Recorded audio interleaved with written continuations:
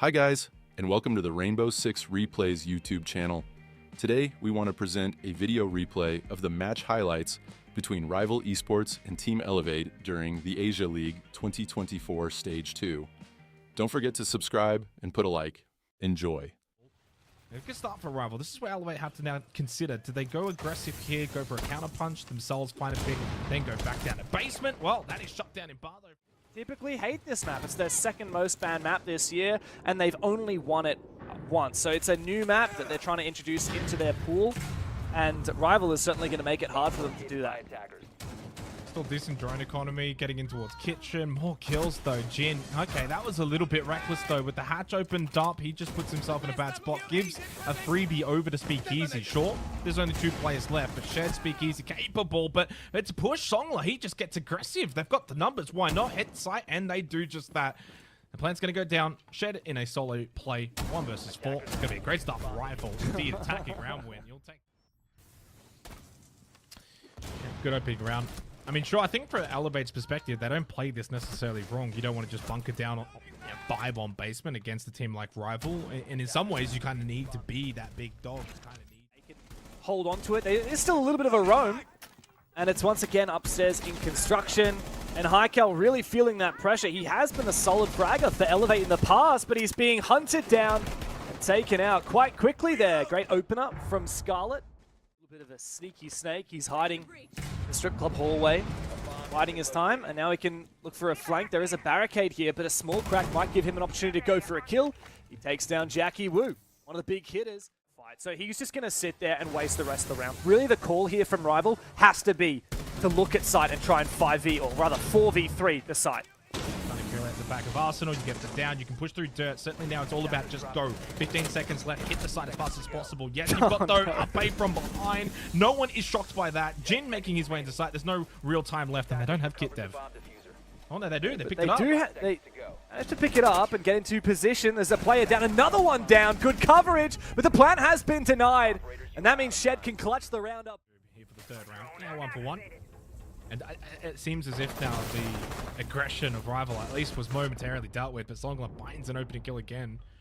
Pretty decent in that department so far. 90 seconds, not a lot of time, but off the back of that opening pick, they can start to make their way to site a little bit more comfortably. But he's up here again, so deciding factor. This time, though, in an unknown position, Oil Pit. Yeah, I want to say, you're pointing out the aggression of Rival. I actually want to flip on its head and say it's really Elevate on defense that are playing quite aggressively. And for the most part, Rival are punishing it, unfortunately. Mindless kills in the middle portion of the round.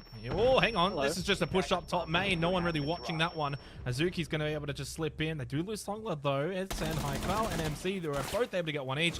And, of course, the roaming up pay able to then make his way back to site. Azuki with it all to do in a 1v3. Death for Rival. It looks like we are going to a little rehost or a pause or something. Apparently someone's mouse has died. Love that. The attacker's bomb diffuser had been... I feel like I've seen this issue before. Surely, if you're a professional player, you've got to have spare mice around. Yeah. Oh, Incendiary here is good. Yeah, I mean, Songler able to lose his life, but Jackie should get the trade and does. Well positioned in towards Garage. I think you'll always take that 1 for 1 because you get the position up towards Rafters dealt with. Yes, you do lose Songler for it, but that's his job anyway on the Capitao. Shed watching this angle in towards the entry point, but there's a bit of pressure from behind. And talk about the timing. You watch, you wait, you turn around, you're dead. And it happens so often in this game. 40 seconds left, and suddenly Rival with the numbers here, and they've got a good pinch in towards site. They're just going to have to reposition. Scarlet's on the diffuser, so he's going to go Garage so that he can cross in without exposing himself to top red. This is a very winnable position, but Speakeasy taking down Jackie, who does open things up for Elevate. Good trade, though, from Azuki. And the plant is going down. Let's see if Speakeasy can get into position. The Nitro from Ape forces them towards Speakeasy, who farms them again. And Ape closes the final kill onto Jin. The round, and with Rafters being given over along with main breach opened up, there's that pinch potential on site. So I felt like Elevate kind of navigated a bit of a tricky kind of round. Certainly for Rival, that was a round that was winnable, and it should be. It's a tertiary site. It's cash and CCTV for a reason, and we see here on the replay, it's just the easy one for Speakeasy as the push through. He really has the whole second. second floor, so they haven't even dealt with the roam game, let alone really drawing their attention towards site. Ape, I don't know what he was doing there, holding the right side of the doorway with pressure coming on the left side. Con, Scarlet gets a free kill. They deal with the roamer. Decent, but there's still the time factor, and you've still got NICal making his way in from logistics, and he's going to get a freebie. Well, that's the thing. Push this, and it looks like they're going to try and ignore and focus up on site. As I say that, it's really not what everyone is planning on doing, because NICal has found another kill. He does get traded, but this is far too little, far too late. And I think Rival might have fumbled this chance. Oh, it's not over just yet. 2v3, 35 seconds, retrieve kit, hit site. Maybe you can get a lucky headshot on the move, but it kind of reminds me of the earlier round in the second round where they had to decide about Ape. Do you push him, do you clear him, or do you hit site? And again, they've kind of fumbled that bag in terms of the decision-making regarding that factor. 20 seconds, drop's going to come. 2v3, they actually have been able to get numbers back up for Elevate, so this is going to be very difficult for Songla and Azuki. Good position from Shed, though, and the TCSG is just too strong. All up to Songla, though. Doesn't have a single kill so far since Sorihos, and he's got to find 3. There's the first one. No point in confirming it for now. He doesn't have the diffuser, and yeah, there you go. Azuki up main. Someone's going to make that first move, though, for Rival. Entry point, super crucial. Nice. Nitro Assault from Speakeasy. It's great. Hits one. Surely there's going to be a swing coming. Yellow ping information. It's a double. You know there's another one out in the balcony as well. So much info. Finally, Azuki a little bit late up main, but he does get a kill. 3 versus 3, 25 seconds. Rival must win this round. Well, they might be able to do it. This push-in from the main stairs has worked wonders for them, but okay, MC's gone down. Azuki's turned it up. All up to Speakeasy. He's going to need to ace this one. He does get another down. He doesn't have a rotation into Logistic, though, as it has been reinforced over, so it's a 1v2, no C4. Reloading the Vector. Needs to find 2 kills. This is confirmed the down player. He's almost got the angle onto the guy who planted the defuse, and he might be able to secure it. He isolates these ones. This is very achievable. He's such low HP, and it looks like Rival are playing this to perfection. Azuki and Scarlet know that they do not have to peek. In the end, it is Speakeasy who has to make the first. With the yellow ping information, and I felt like at that point they'd maybe let the round go by them, James, and that they had pretty much forfeited because of maybe the pacing just got the better of them. You know, I can see what their quality is like on this half. Maybe it's a good sign. A very early pick from Shed, though. Come back down in through secret. One does make the cross. It's a tight angle to tight squeeze. Why are you peeking that back, though? Jackie Wu, if he's shooting there, he's just seeing this over-aggression that's probably not necessary, that a lot of other regions would be like kind of questioning why you're doing that, like why, like you don't need to play that way. At the end of the day, yes, you want to get a kill back. It's a 4v5. Round's over, by the way, but even if you have to, and he made the cross, he was able to get back down through secret. He had the shots. Like, I mean, at this point, yeah, sure, go for it if you're Scarlet. Why not? And he still loses it anyway. Mike, I looked at him and said, best player in APAC. And what? Been through a hell of a lot of rosters through them. Yeah, that was a very strange play from Jin. Just a lack of information, lack of awareness from Rival, Elevate sneaking into early positions, and then just way over peaking, as you said. There's no way Speakeasy should be getting 3 kills from. In APAC, where they lose these, even with the Jacuzzi wall still up. Well, Speakeasy's dead. A top fragger in the server. Surely now it's done. Well, never say never, James. I saw a man win a 2v5 with a shotgun not just an hour ago. So, yeah, they're just swinging. Oh well. Can't deny what I can see with my eyes right now. Flashbangs are a really nice way to enable this entry, but a good boost from Jackie Wu puts him in an awkward position. Shed now in a 1 versus 2, but he finds the first one. This is so winnable. Jin, do you go for the swing? Oh my God. Jin! You can't lose those!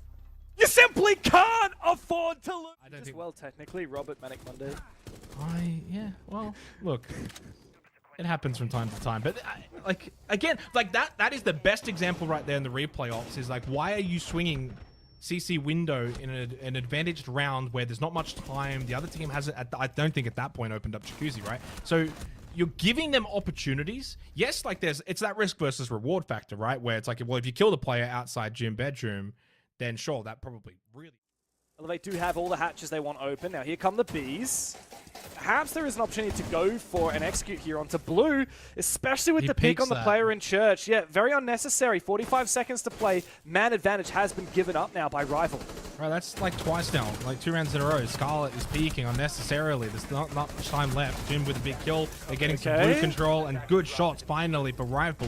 I think at that point, that almost looked like a more coordinated effort where the entire team was just said, let's start swinging. Elevate's close by. They're in critical positions. Now we can go for these peaks, but you don't need to go for that peak down the hallway for Scarlet. Fortunately, they win all of the other fights though, because that felt more coordinated. That wasn't a solo swing. That felt like a team effort. Swing from the Elevate player, and then eventually they died. This is exactly the moment I'm talking about. See, he swung wide, and it meant that he had to expose to AKs and ended up losing his life to that crossfire. So I actually quite like Rival down before the ace. That is the point that I was making though at the start of this round. That, to be fair to Elevate, they didn't do much wrong. That is a conventional way to try and brute force that open. But Jin has just outplayed them with superior juggling skills. There's under a minute left and they don't have Jacuzzi, and a peek from Songla finds success. Big kill onto Uppay, and suddenly, this is where now, again, love the fallback as well. Songla doesn't overinvest in that position. Con single wall, head pops out. You can get yourself out of that corner. Good positioning here from Songla. What are you doing? From his POV. Shed! What is Shed doing? Where's he going? Okay, finally a trade comes through, but yeah, Shed looking a little bit lost, not knowing there's a player where his teammate has already seen 2 players from Elevate to try and pick up the pieces. MC does a bit of damage, but no kill confirmed as of yet. 20 seconds. And it's up to Rival to hold firm. Potential for a clutch up here from 2 star fraggers. And Haikal, historically a phenomenal player, but he's been quiet in the second half. Is there the chance that Azuki can hold firm? MC does eventually trade him back, but a 1v2 with no diffuser in hand. The first one he finds, but the second there is no time to search for. Rival barely clinch away that round and keep this game alive. Yeah, I mean, look, they did a lot right in that round, but how much of it comes down to Jin being able to get that trick? That's such a huge boon. So again, it was like, I think there was only 1 peak. I mean, I don't know what Shed's doing there. That is an absolute bizarre. Mango's walking in Con after already shots that we saw from Songla in towards that direction, the Con single wall. That was a bit lucky for Azuki because utility. If you usually have, say, like a Capita, for example, you can maybe do something. Hello? What? How, firstly, did Haikal survive that on 4 HP? And Scarlet is probably wondering that question as well. Shed then loses his life. Songla decided to just push down rafters and I guess go for a peek. Again, that's just probably the Rival motto at the moment. Just go for a peek.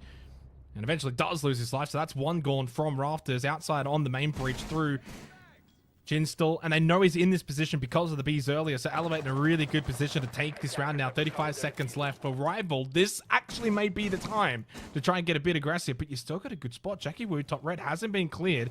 And he's got a good look in towards Con through Cash. Not well supported on the breach side. Now a player has dropped outside the breach. And Jin can't be affording to lose that fight. Good flashbang as well, and a good push up from Speakeasy. This is where the collapse comes through. And the blink of an eye, Elevate closed the game. Took them a little bit longer than we thought, but a 7-4 is a solid scoreline for one of the top teams in Asia. Yeah, I mean, in the end, I think when it comes to that particular game, I'm pretty content. Elevate got tested a little bit. Rifle certainly were no slouch, no pushover. They didn't put in a Direwolf-like performance that we saw in the opening game. There were good positives to take from it as well, certainly on both defense and on their attack.